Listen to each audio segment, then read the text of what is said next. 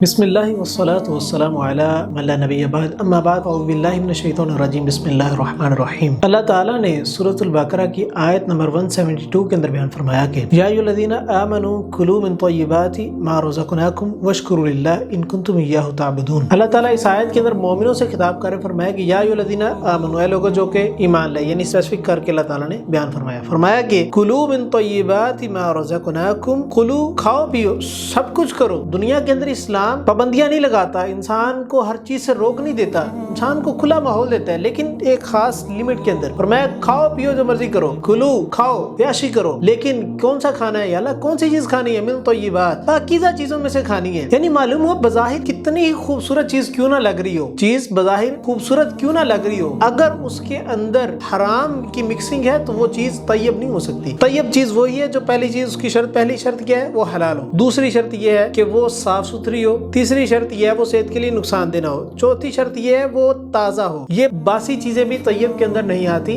وہ چیزیں جو کہ صاف ستھری ہو، پاکیزہ ہو، حلال ہو اور بالکل نیوٹریشنل ویلیو اس کے اندر ہائی ہو، یہ ساری کی ساری چیزیں پاکیزہ چیزوں کے اندر آتی ہیں، طیبات کے اندر آتی ہیں۔ اللہ نے فرمایا کلوا من طیبات، پاکیزہ چیزوں میں سے کھاؤ۔ اب یہ پاکیزہ چیزیں آئی کہاں سے؟ اللہ تعالیٰ نے اپنا بھی تعارف فرمایا کہ ما رزقناکم، یہ رزق وہ ہے جو ہم نے تمہیں دی ہے۔ یعنی ہمارے پاس جتنا اس کائنات کے اندر رزق ہے وہ کسی اور کی ملکیت نہیں ہے، وہ اللہ تعالیٰ کی ملکیت ہے۔ اللہ تعالیٰ ساتھ اپنا انٹروڈکشن کروا رہے ہیں، اپنا تعارف کروا رہے ہیں۔ یعنی انسان جب کھانے بیٹھے تو اس کے اندر سب سے پہلی چیز وہ سوچے کہ یار یہ جو میں ایک روٹی کا لقمہ کھا رہا ہوں یا شاورما یا بریڈ یا کچھ بھی TTC میں کچھ بھی کھا رہا ہوں، کیا یہ ایسی بنی بنائی چیز نازل ہوگی تھی؟ اس کے بننے کا پروسیس کیا ہے؟ ایک روٹی میرے پاس پہنچی ہے جو تیار شدہ، جس کو میں کھا رہا ہوں بیٹھا، وہ روٹی کیسے میرے تک پہنچ گئی؟ کیسے اس زمین کو زرخیز کیا گیا، اس کو پانی دیا گیا، پھر اس کے اندر گندم کا دانہ بویا گیا، پھر گندم کے دانے کا خیال کیا گیا، پھر اس کے اوپر جو ہے نا پانی کے ساتھ چھڑکاؤ کیا گیا، اس کو نرم کیا گیا، پھر اس کے اندر سے چھوٹی سی کومپل پونڈی، پھر اس کا خیال کیا گیا، اس کو پرندوں سے بچایا گیا، پھر وہ آگے بڑھی اور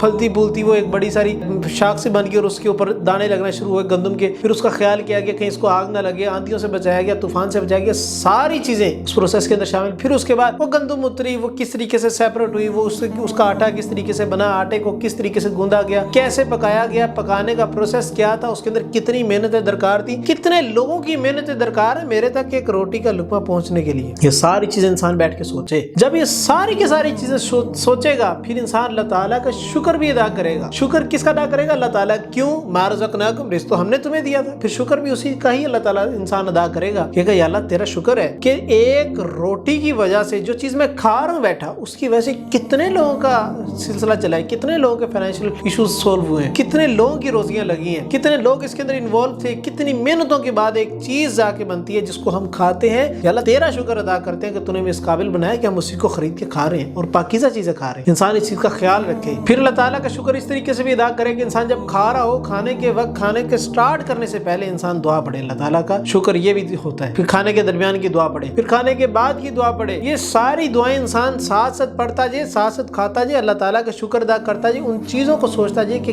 کیسے یہ کھانا میرے تک پہنچا۔ یہ ساری کی ساری چیزیں شکر کے اندر شامل ہیں۔ فرمایا ما رزقناکم واشکروا للہ، اللہ تعالیٰ کا شکر ادا کرو۔ کیوں ادا کریں؟ ان کنتم ایاہ تعبدون، اگر تم عبادت کرنے والے ہو اللہ تعالیٰ کی، اگر تم اللہ تعالیٰ کی بندگی کرنے والے ہو، اگر تمہارا دعویٰ یہ ہے کہ ہم اللہ تعالیٰ کے بندے ہیں، اللہ تعالیٰ نے ہمیں تخلیق کیا، پھر شکر بھی اسی کا ہی ادا کرو۔ کیوں؟ کیونکہ اللہ تعالیٰ نے ہمیں بنایا، اللہ تعالیٰ نے اس رزق کو بنایا، اللہ تعالیٰ نہ بناتا تو کیا کرتے؟ ہمارے تک کیسے یہ رزق پہنچتا؟ اس رزق کا پہنچنے کا ذریعہ کیا بنتا؟ اس رزق کی پیداوار کا ذریعہ کیا بنتا؟ یہ بھی تو ہو سکتا تھا کہ سارا کچھ خیال کرنے کے باوجود جب وہ ایک کسان ایک دانے کو زمین کے اندر بوئے گا اور اس کے بعد وہ اللہ تعالیٰ اگر چاہتا تو اس کے اندر سے پودا نکالتا، اللہ چاہتا تو نہ نکالتا۔ اگر وہ چاہتا کہ نہ نکالتا تو کون سی ایسی ذات ہے جو اس زمین کے اندر موجود اس دانے سے ایک کومپل نکالے اور اسے آگے شاخ بنائے اور اسے آگے دانے لگا دے؟ کون سی ایسی ذات جس چیز پہ قادر ہے؟ اگر کوئی ذات ایسی نہیں ہے تو انسان کو اللہ کا شکر ادا کرنا چاہیے۔ اللہ تیرا شکر ہے کہ تو نے مجھے رزق دیا، پھر اس چیز پہ شکر ادا کرنا۔ اللہ تیرا شکر ہے کہ تو نے جو ان سے مجھے اس قابل بنایا کہ میں اس رزق کو خرید سکتا ہوں۔ پھر انسان اللہ تعالیٰ کے اس چیز پہ شکر ادا کرے، اللہ تیرا شکر ہے کہ تو نے مجھے وہ صلاحیت دی جس کے سبب میں یہ کھانا کھا سکتا ہوں، اس کے سبب میں یہ رزق کھا سکتا ہوں۔ ان کنتم ایاہ تعبدون، اگر تم اللہ تعالیٰ کی بندگی کرنے والے ہو۔ ہمارا दावा अगर मुसलमान होने का है तो खाना किस में से है? तैयब चीज़ों में से। अगर हमारा दावा अल्लाह ताला की बंदगी का है तो फिर